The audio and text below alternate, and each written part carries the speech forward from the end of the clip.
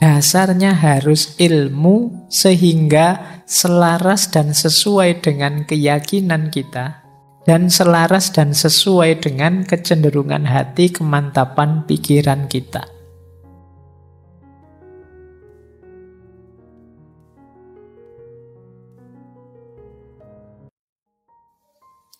Rumus pertama istiqomah kalau dalam Islam itu adalah billah, lillah, dan fillah. Billah itu karena Allah. Alasannya Allah. Lillah itu untuk Allah. Tujuannya Allah.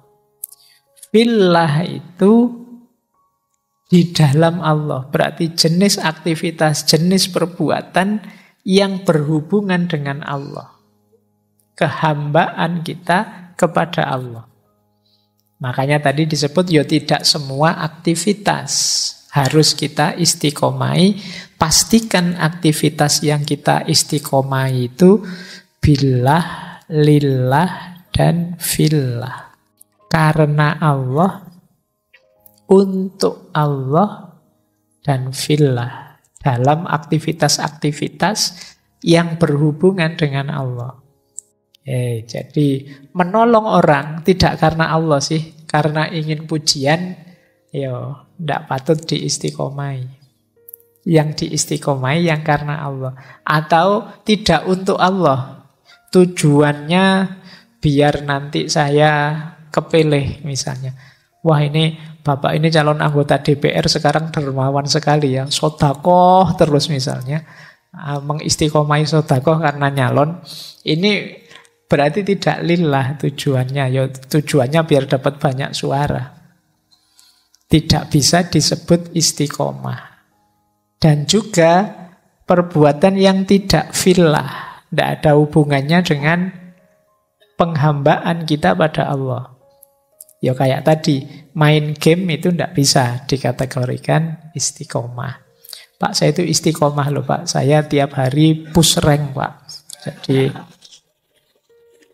ayo, saya istiqomah pokoknya. Ya, pokoknya sebentar-sebentar harus naik saya. Nah, enggak lah ya. Itu tidak termasuk fillah. Jadi perbuatan-perbuatan yang dalam konteks kehambaan kita kepada Allah. Ini yang perlu kita istiqomah. Yang kedua, istiqomah itu kita yang mengupayakan, tapi hakikatnya Allah yang menganugerahkan. Maka perlu kita memperbanyak doa untuk dapat istiqomah. Jadi jangan, saya itu Pak, sudah penguasaan diri saya hebat, jadi kalau saya ingin istiqomah, bisa istiqomah. Ini istiqomah ini hasil kekuatan saya sendiri. Ini kamu lupa, hakikatnya itu anugerahnya Allah. Maka selain kita berusaha, mintalah pada Allah untuk dianugerahi istiqomah. Ya Allah, anugerahilah aku istiqomah dalam belajar. Berdoalah. Jadi, karena kalau hanya mengandalkan diri kita, biasanya nanti banyak kendala-kendala. Kita itu manusia yang mudah tergoda. Makanya Rasulullah itu diantara doanya kan doa minta istiqomah. Ya muqallibal qulub, sabbit qalbi ala dinik. Ini minta istiqomah. Semoga hatiku tidak molah-malih. Jadi semoga hatiku tidak bolak-balik. Jadi memang fokus ke situ terus. Ke kebaikan, kebenaran ilahiyah terus. Jadi rumus kedua istiqomah itu hidayahnya Allah. Anugerah dari Allah. Rumus yang ketiga, kesadaran istiqomah itu hendaknya koheren. Koheren itu ya kebaikan yang kita lakukan itu utuh, didukung oleh seluruh anggota badan kita. Kadang-kadang kan kita mengistiqomai sesuatu, ya itu baik sih, tapi kita tidak sungguh-sungguh. Tidak seluruh anggota badan kita ikut melakukannya. Ada enggak di sini misalnya yang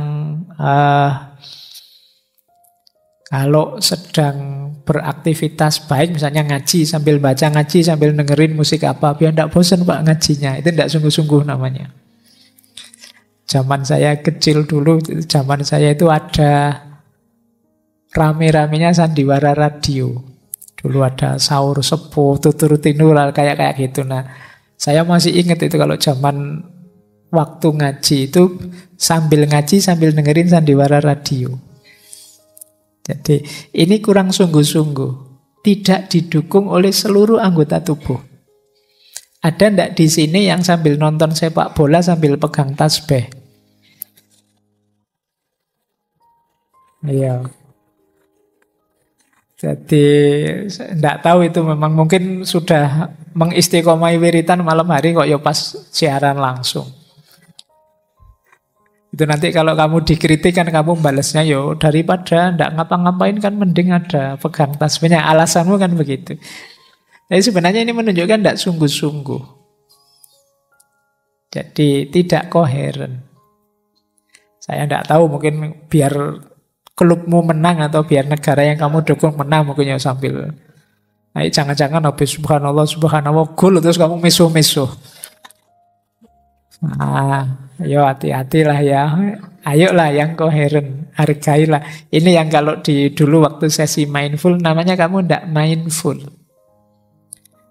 Akhirnya ndak maksimal dua-duanya. Nonton sepak bolanya juga ndak maksimal, wiritannya juga ndak maksimal.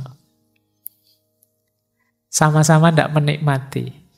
Nah, yuk kalau memang pengen nonton sepak bola, nonton saja dulu. Begitu selesai nanti dilanjutkan wiridnya. Kalau wirid saja bosen ya Pak. Sambil nonton TV enak. Nggak terasa sudah sekian ratus, sekian ribu sambil ngobrol sambil nonton TV. Nah, ya. Jadinya nggak koheren. Jadi kalau bisa ya kita nikmati setiap detik yang kita lakukan.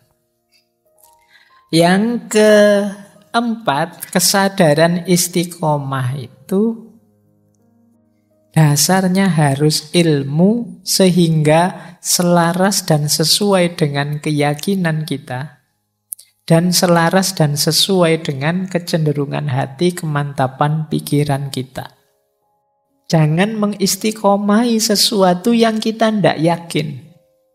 Benarnya mengistiqomahi sesuatu yang kita tidak paham atau yang berlawanan dengan hati nurani kita. Tapi ini diperintah dosen saya ya Pak harus begini, ya sudah ya jalankan saja, tapi mantapkan dulu hatimu. Makanya tadi saya sebut jalurnya ilmu. Istiqomah sesuatu setelah kamu paham, ini memang benar.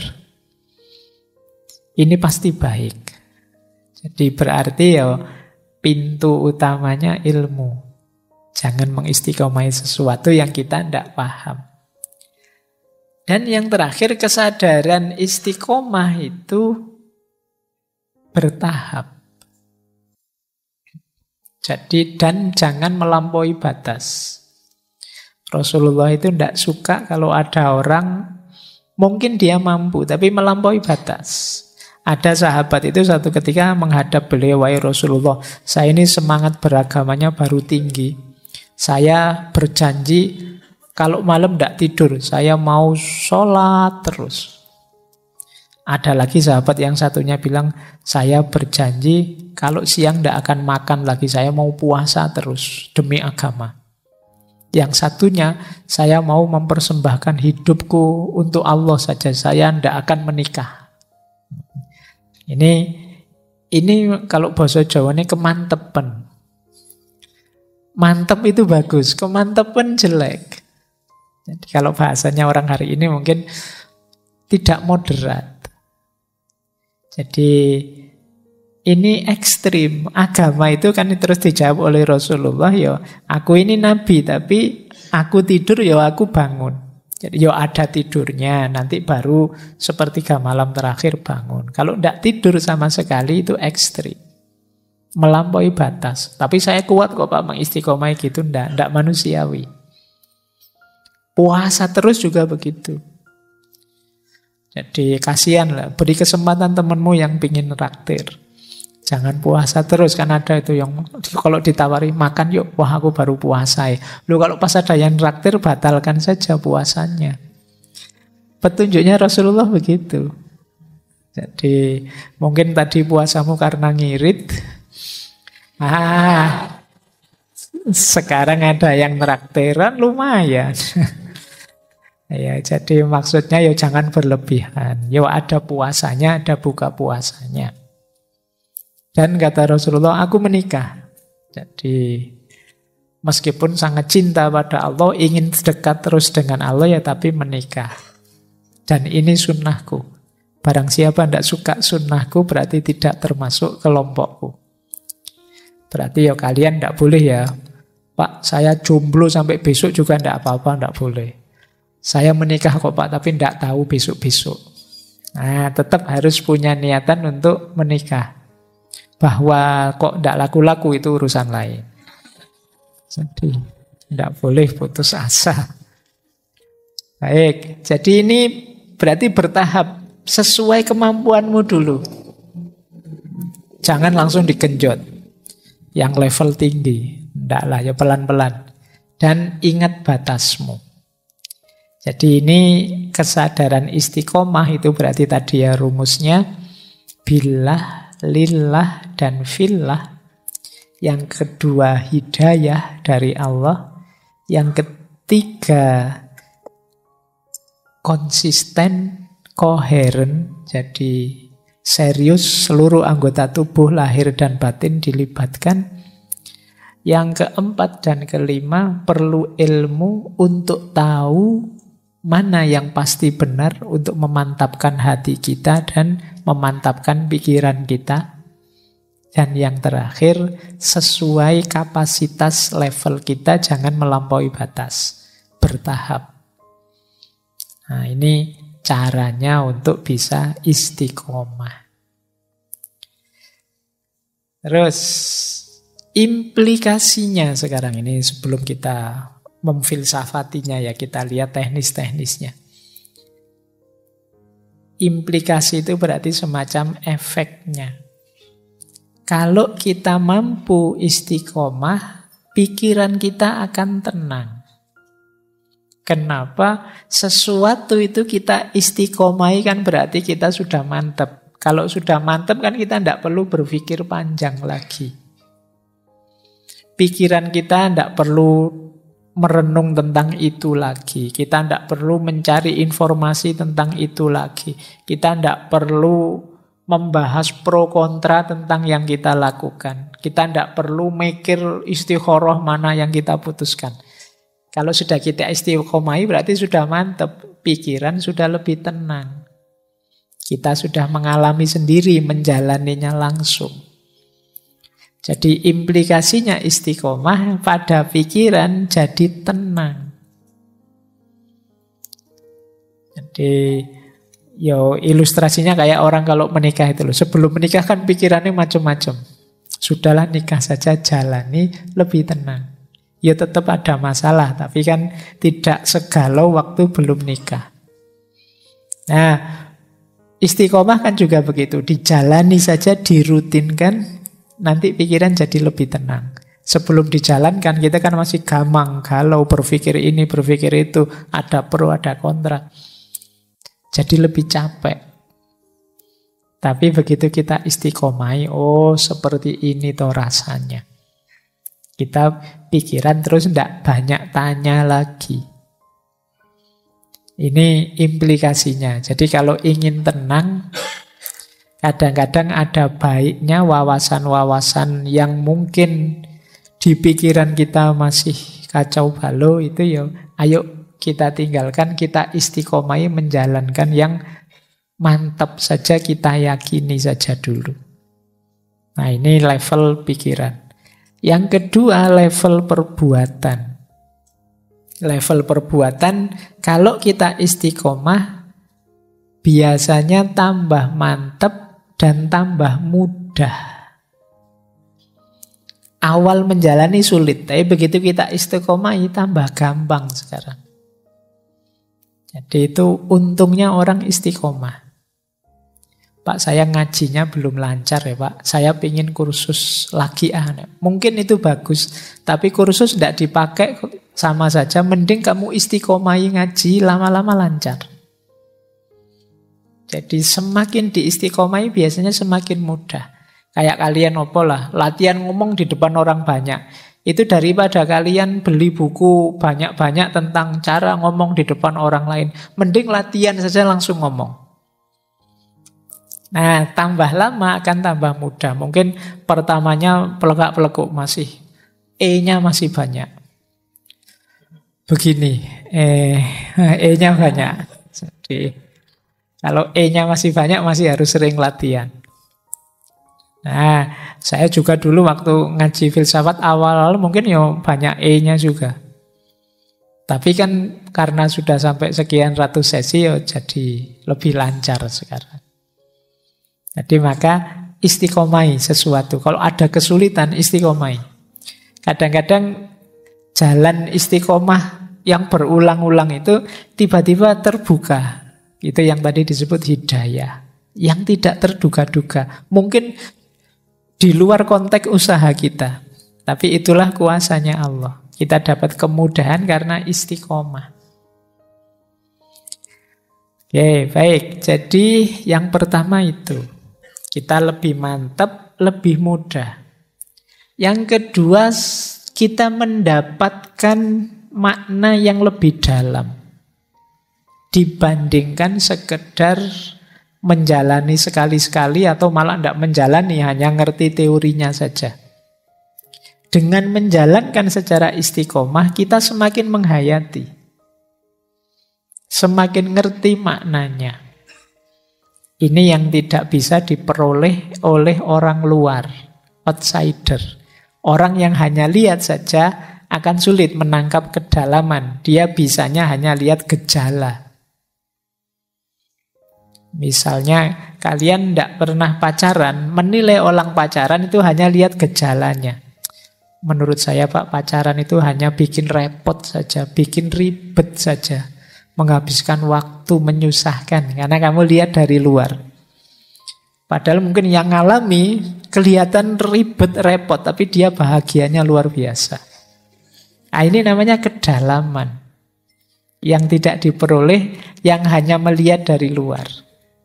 Nah, orang istiqomah karena mengalami langsung mendalami, ya dia paham benar.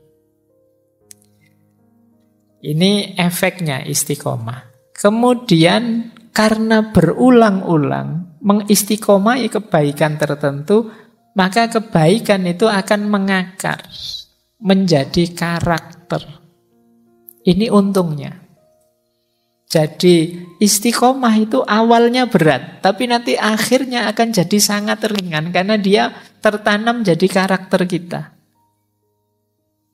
Sering saya ceritakan ya, mungkin kalian mengawali sholat tahajud saja, itu kan berat.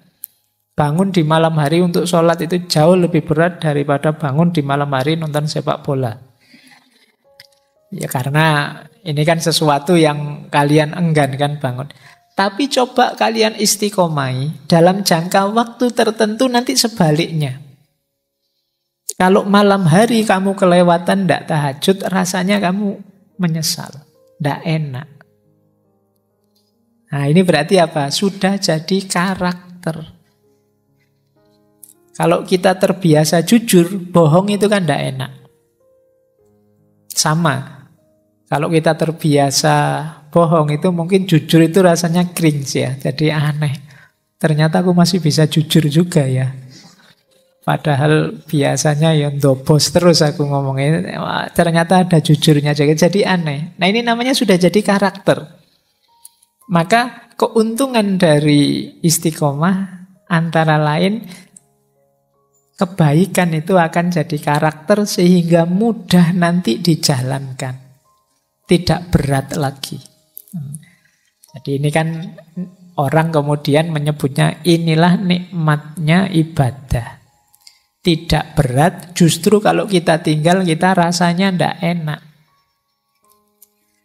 Terus tentu saja secara sosial membangun citra diri kita. Kita tercitrakan, dicitrakan sebagai orang baik. Niatnya tidak pencitraan, tapi pasti tetap kita dapat citra dari masyarakat. Tidak usah khawatir. Jadi logikanya tidak bisa dibalik. Kalau kita niatnya hanya mencari citra saja, pencitraan saja, ya mungkin hanya citra saja yang kita dapat, tapi yang lain tidak. Kedalaman kita tidak dapat, kemantapan, kemudahan, karakter kita tidak dapat. Tapi kalau kita nawaitunya memang istiqomah dalam kebaikan, tidak menarget citra sama sekali, ya kita akan dapat semua termasuk citranya. Nah, ini implikasinya istiqomah. Yang ketiga, yang spiritual. Orang itu kalau mengistiqomai kebaikan, maka kebaikan yang dia istiqomai itu paling tidak akan berfungsi 5 secara spiritual. Yang pertama fungsi tawajud. Tawajud itu dia akan membawa kita pada kesadaran mengenai yang maha wujud. Membawa pada kesadaran ilahiyah. Jadi ketika kita jadi orang baik, jadi orang benar, kebaikan, kebenaran yang kita jalankan itu akan membuka mata kita, lahir maupun batin, tentang hadirnya Allah. Ini namanya fungsi tawajud. Yang kedua, mengistiqomai kebaikan akan berfungsi tajarrud. Tajarrud itu berarti sekarang kita sibuk dengan kebaikan, berarti yang tidak baik menyingkir semua. Yang duniawi menyingkir semua. Ini kita jadi tajrid. Hidup satu-satunya demi kebaikan itu sendiri, mencari ridhonya Allah. Ini namanya fungsi tajarrud. Yang ketiga, tazkiyatun nafas. Tentu saja ketika isi jiwa kita yang positif-positif, yang terang-terang, yang gelap tersingkirkan, otomatis terjadi pembersihan jiwa. Jadi maknanya luar biasa ternyata istiqomah itu. Kemudian yang keempat, selain pembersihan jiwa ada hikmah. Kita ketemu makna-makna yang dalam, yang tidak mungkin diperoleh dengan orang yang hanya melakukan kebaikan sambil lalu secara dangkal. Dan yang terakhir tentu saja fungsi dakwah. Fungsi dakwah itu menarik orang lain untuk mengikuti kita. Ini hukum tarik-menariknya main.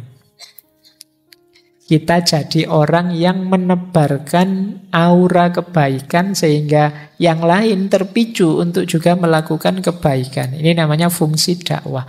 Wah, temanku ini tiap hari ngaji terus jadi ndak enak. Ya sudahlah, sekali-sekali aku juga pengen ikut ngaji. Ini fungsi dakwahnya main.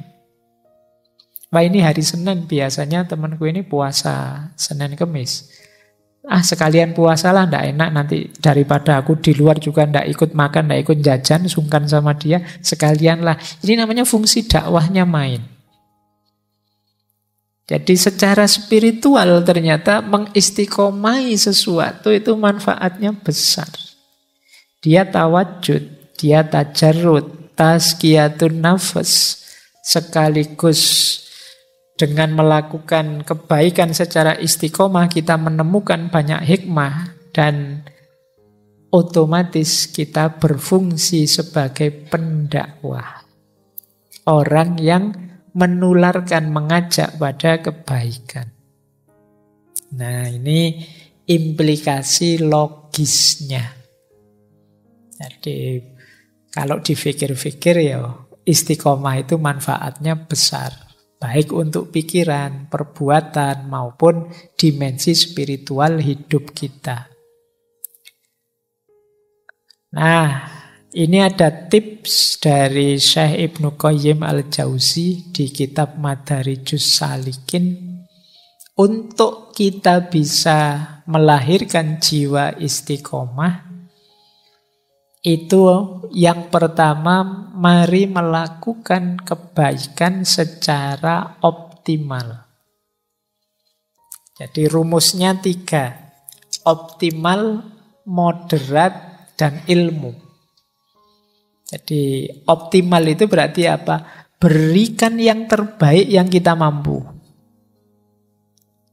Jadi tidak usah tanya, Pak, saya bisanya, wis pokoknya lakukan sebaik yang kita mampu, itu saja. Mungkin ya belum sempurna, tapi itulah yang bisa kita berikan, yang bisa kita lakukan. Ini namanya optimal. Jadi itu kunci pertama yang membuat jiwa kita bisa istiqomah.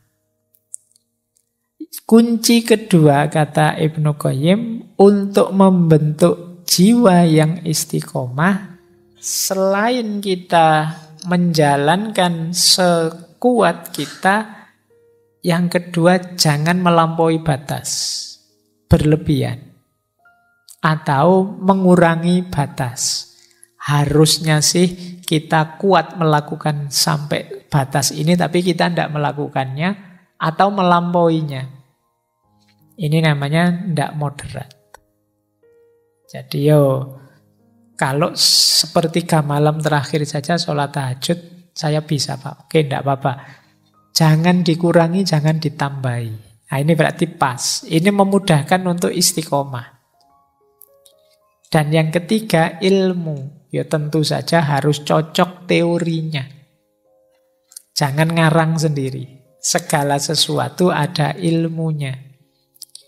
Jadi membangun jiwa istiqomah itu, rumus pertama, berikan yang terbaik yang kita bisa.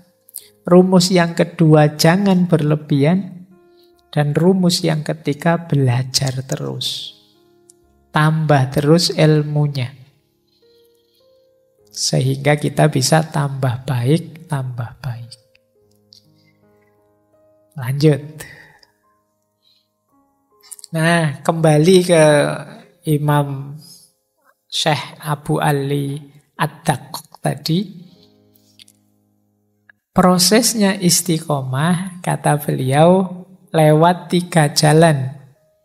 Yang pertama takwim, yang kedua iqomah, baru ada istiqomah. Berarti kalau versi beliau tidak ujuk-ujuk, wah, saya pengen istiqomah, Pak. Nggak, ada prosesnya dulu, pelan-pelan. Awalnya apa? Takwim. Takwim itu sama seperti takholli, pembersihan jiwa.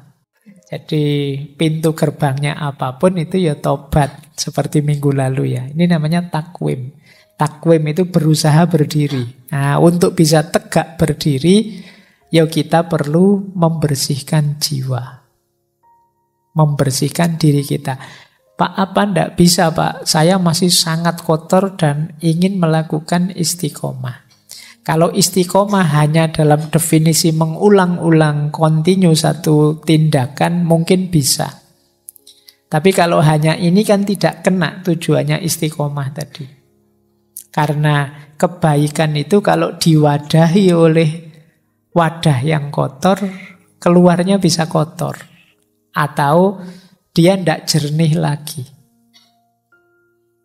Wadahnya amal itu kan diri kita. Kalau diri kita masih kotor, ya minggu lalu saya bilang, wadah yang kotor diisi kebaikan apapun, ya kekotoran diri akan mengkontaminasi kebaikan tadi.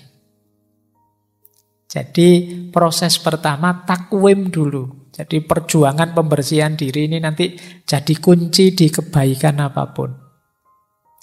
Kalau sudah baru iqomah. Ini mirip seperti tahalli. Kita isi dengan kebaikan-kebaikan. Menegakkan kebenaran itu iqomah. Dan ulang-ulang terus sampai menjelma istiqomah. Jadi ini 3 proses utama yang penting kita jalankan saat istiqomah. Bersihkan diri, isi dengan kebaikan, istiqomah kebaikan itu. Tidak bisa ujuk-ujuk, saya pingin istiqomah Pak, sekarang langsung tidak. Ada prosedurnya pelan-pelan. Karena jangan sampai kita mengistiqomahi keburukan, kekeruhan, kekotoran. Jadi ini tips dari Syekh Ali Ad-Daqqaq. Nah, sekarang jenis-jenisnya. Ini biar semakin lengkap ya wawasan kita tentang apa itu istiqomah. Saya ambilkan dari 2 tokoh. Yang pertama dari Syekh Ibnu Qayyim Al-Jauziyah dan yang kedua dari Syekh Abu Sa'id Al-Khodimi. Ini agak mirip sebenarnya, tapi cara menjelaskannya berbeda.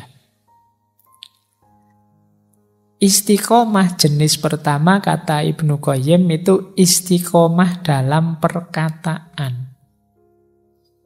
Ini yang sering kita sebut konsisten. Tadi bilang apa, sekarang tetap akan bilang itu juga. Karena dia mantep dalam kebenaran.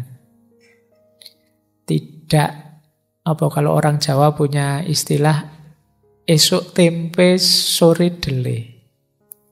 Tadi ngomong apa, sekarang ngomong apa.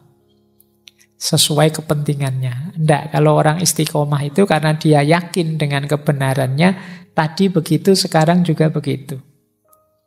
Jadi sesuai dengan kebenaran yang dia yakini. Dia tidak mencela-mencela hanya karena ada kepentingan.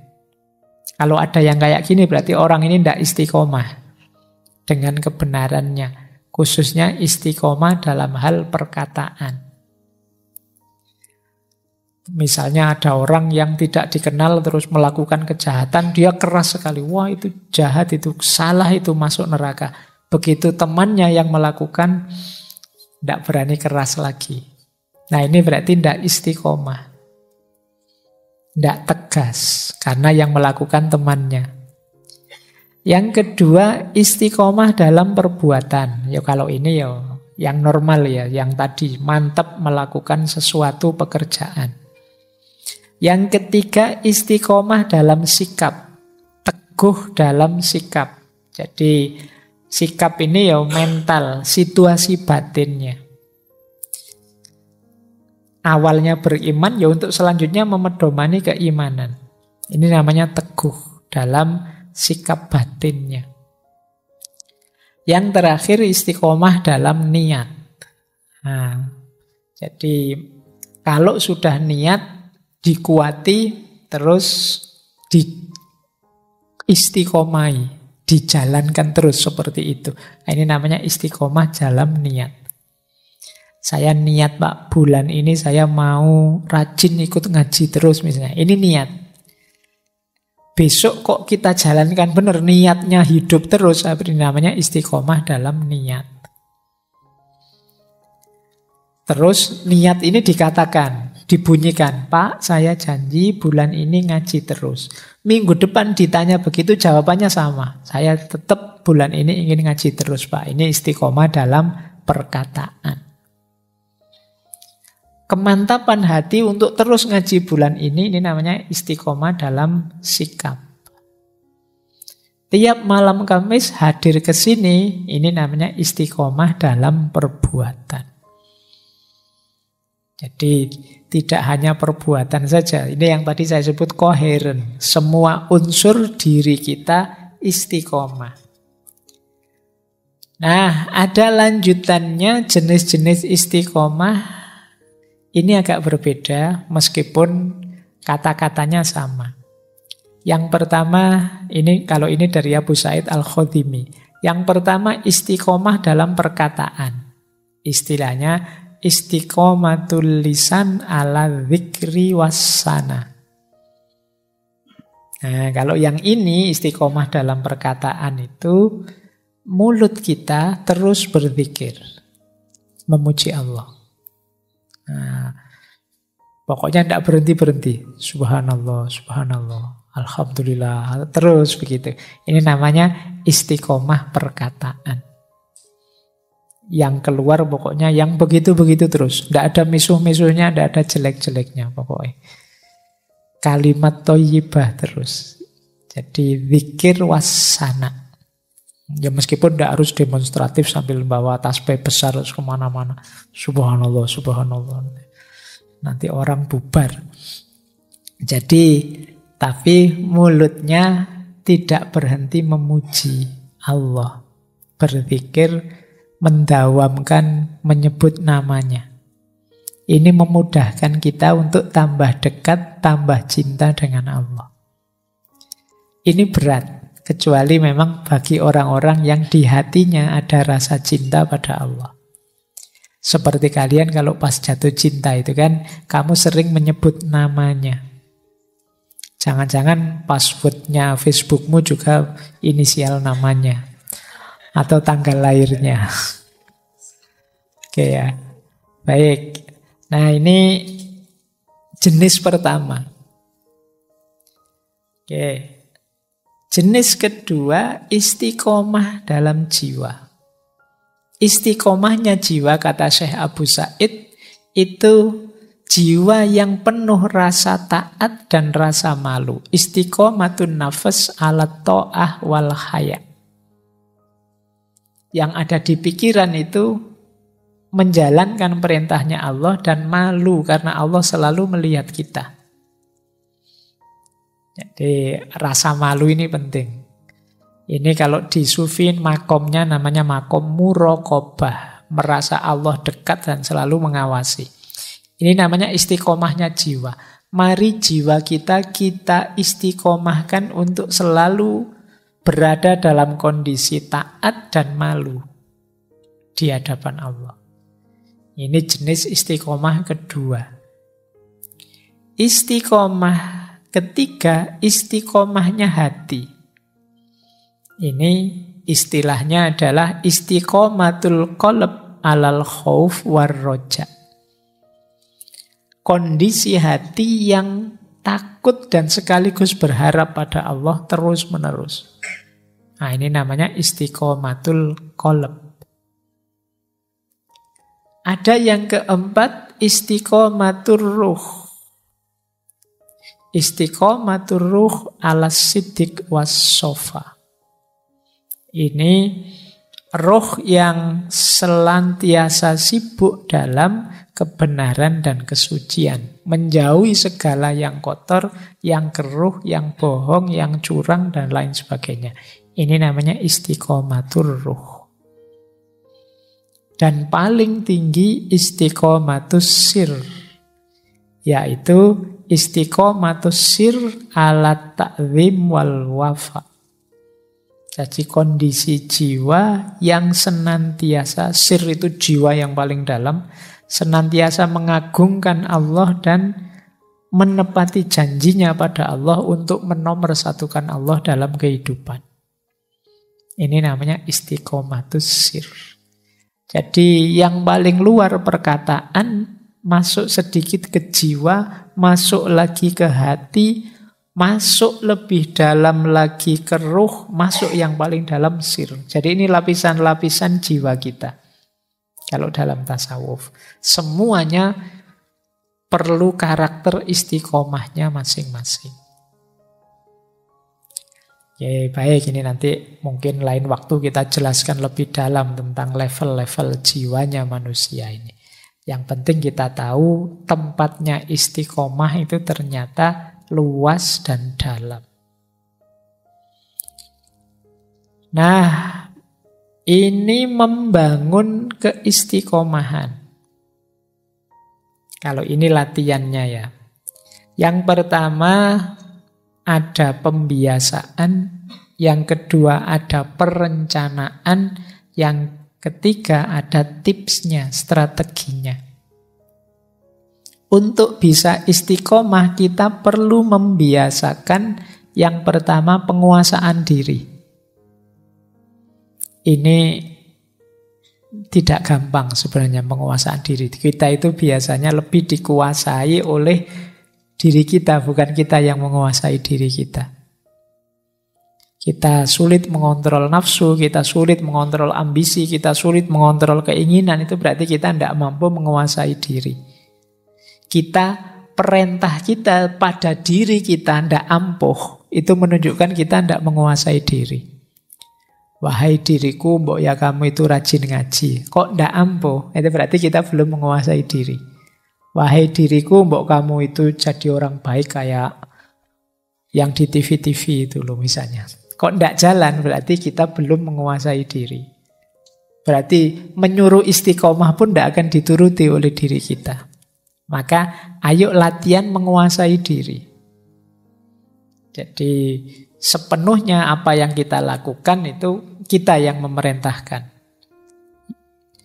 Yang kedua, sabar. Tidak mungkin orang bisa istiqomah kalau tidak sabar. Segala sesuatu ada prosesnya. Mari kita istiqomahi. Syaratnya istiqomah itu sabar. Diulang-ulang sampai mencapai keutuhannya. Yang ketiga, orang tidak mungkin istiqomah kalau dia tidak punya keberanian untuk memulai. Kalau tidak berani mulai, yo apa yang mau diistiqomahi? Mulai saja tidak berani. Yang keempat, tidak menunda. Mungkin ini penyakit kita ya kadang-kadang. Tahu sih ini penting, ini baik. Nanti dulu lah Pak. Nanti loh Pak setelah UAS ini loh Pak saya mau istiqomah. Nanti UAS-nya datang, selesai UAS sebentar lah Pak, liburan dulu. Masuk ya langsungan begitu. Ya kan ada jedanya sebentar lah. Nanti liburannya habis, ini ada tugas lagi ya Pak. Saya harus sibuk ini lagi. Nanti lah Pak kalau tugasnya selesai. Terus bulan puasa, wah sudah puasa ya Pak, nanti lah ini puasa-puasa kan berat Pak, nambah-nambah amal puasa saja sudah berat. Nanti Idul Fitri juga begitu, wah ini masih syukuran Pak, Idul Fitri, masa ndak toleran Pak, yo nanti lah Pak. Jadi ndak mulai-mulai kamu cari alasan terus, menunda-nunda, ndak jadi istiqomah. Alasan itu yo bisa saja kok dicari. Kalau kamu memang tidak mau. Kalau kamu memang mau, bisa juga cari alasannya. Maka kalau bisa ya jangan ditunda. Yang kelima, optimis. Optimislah bahwa kamu akan berhasil dalam istiqomahmu. Kalau kamu pesimis, tidak ada gunanya. Terus rencanakan. Untuk merencanakan yang pertama kamu harus tahu ilmunya. Belajar. Jangan ngawur merencanakannya. Saya mau mengistiqomahi ini, mengistiqomahi itu, ya harus tahu ilmunya, apa yang harus diistiqomahi. Yang kedua, dalam perencanaan targetkan hal-hal yang memang realistis untuk kapasitas kita. Jangan membaca cerita-ceritanya para sufi. Syekh sufi ini setiap hari sholat 2000 rakaat misalnya. Wah saya pengen kayak gini Pak Ais. Tidak mungkin lah, itu prek sudah kalau kalian. Yang realistis saja lah, levelmu. Mengistiqomahi yang mungkin saja. Terus percaya diri bahwa kamu mampu, ini penting. Kalau kamu tidak pede, tidak jalan. Bikin schedule. Bikin reminder, pengingat. Sekarang banyak fasilitas pengingat. Mungkin HP-mu, mungkin arlojimu, mungkin temanmu, dan lain sebagainya. Reminders. Ini untuk merencanakan. Kalau sudah, ada beberapa tips yang penting. Yang pertama apa? Gunakan motivational tool. Apa saja yang membuatmu lebih mudah mengistiqomahi sesuatu. Pak, saya tertolong dengan HP ini sehingga saya tidak terlalu banyak terpengaruh oleh teman saya yang toksik. Nah, misalnya ini ayo sediakan kalau gitu. Jadi alat-alat pendukungnya. Mungkin butuh tempat kos yang tenang, mungkin butuh warung yang murah, mungkin butuh apa? Cari yang mendukung. Yang kedua, self reward. Boleh kamu memberi imbalan dirimu. Kalau sukses istiqomah. Alhamdulillah Pak, 1 bulan ini saya bisa mengistiqomahi setiap hari ngaji 1 juz. Sekarang hadiahnya boleh beli di restoran yang paling mahal yang bisa saya jangkau makannya. Misalnya ini self reward namanya. Boleh kalian menghadiahi dirimu. Tidak usah nunggu dihadiahi orang, tidak mungkin lah. Hadiahi dirimu sendiri. Wong kamu ulang tahun aja ya tidak ada yang mengucapkan. Wis, hadiahi dirimu sendiri saja. Alhamdulillah saya sukses ini. Rewardnya adalah ini untuk dirimu. Syukur-syukur rewardnya yang lebih menguatkan istiqomah. Terus strategi lagi, lanjutkan. Meskipun kadang khilaf. Rencananya sih 1 bulan ini ngaji 1 juz setiap hari. Kok ya bolong hari ini? Tidak apa-apa. Bolong sekali tidak apa-apa. Lanjutkan lagi.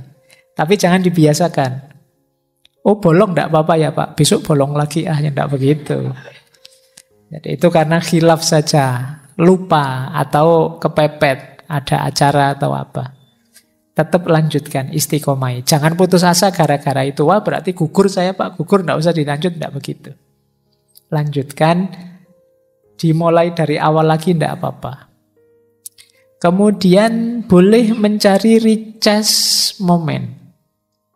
Ya hidup ini tidak harus serius terus, ada istirahatnya. Imbangi dengan kegiatan-kegiatan rekreatif, kegiatan hobi dan lain sebagainya, tidak apa-apa. Jangan sepenuh waktumu isinya istiqomah semua. Yo, puyeng kamu bisa KO kamu ya. Nggak, yo nanti diimbangi dengan aktivitas santainya ada. Yo saya sering mengkritiki HP bukan berarti HP-mu kamu buang, saya pokoknya ngaji dok, ya ndak begitu. Sekali-sekali ditengok tapi jangan mabuk HP. Jadi ini namanya recharge moment, penyegaran. Nanti ada dalilnya. Singkirkan pikiran buruk, hindari pengaruh buruk.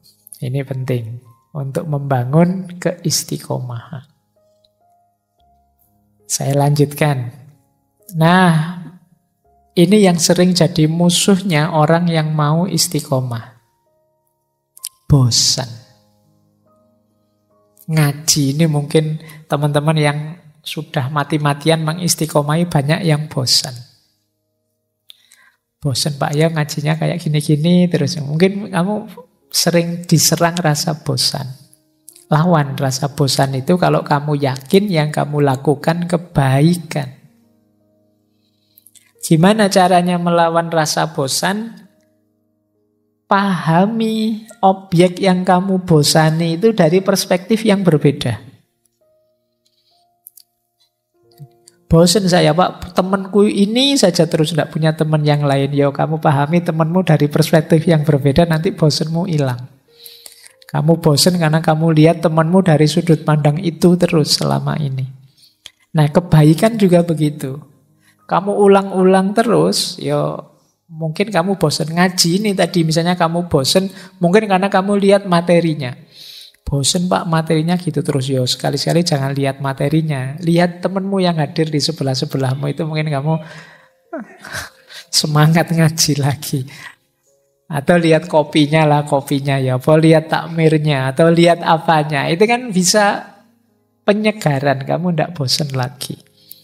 Kamu nonton sini terus kan bosan, yo sekali-sekali nonton ke sana, yang sana nonton ke sini kan lebih seger. Nah itu ganti perspektif namanya. Kuliah misalnya bosen Pak ketemu dosen itu lagi 4 tahun loh Pak. Misalnya, ya salahmu sendiri kamu fokus ke situ terus. Wong yang lain juga masih banyak yang enak dilihat selain dosennya. Jadi ini namanya ganti sudut pandang. Tapi jalan terus yang diistiqomai meskipun dengan perspektif yang baru.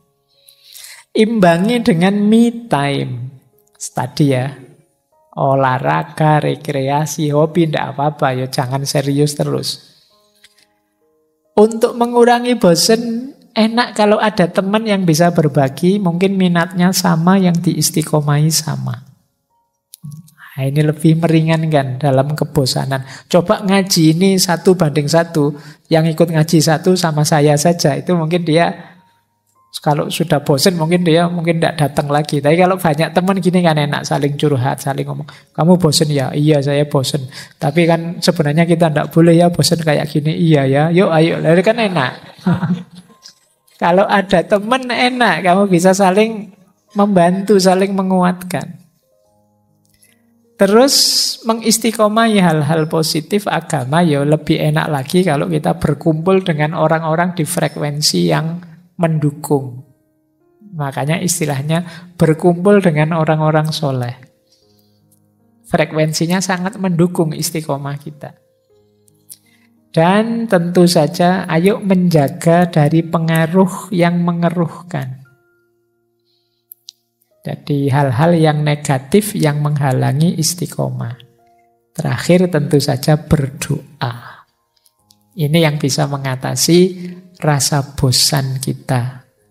Ini contoh doa ya, ini doanya aulia dulu pernah kita bahas, Syekh Hasan Al-Basri. Ini doa dari beliau meminta istiqomah. Allahumma anta Rabbuna farzuqnal istiqomah. Ya Allah, Engkau Tuhan kami, maka berilah kami rezeki dalam bentuk istiqomah. Nah, ini kalau wali ya yang diminta ini. Kalau kalian kan minta nilai, minta kaya, minta jodoh. Kalau ulama mintanya istiqomah. Karena beliau tahu pentingnya istiqomah. Maka meminta istiqomah. Lanjut, saya loncati ya. Ini ada contoh ilustrasi hadis tadi loh. Bahwa hidup ini jangan kaku terus. Ada momen-momen kita ya istirahat. Ini hadis ini ada, ini boleh dicari di Sahih Muslim.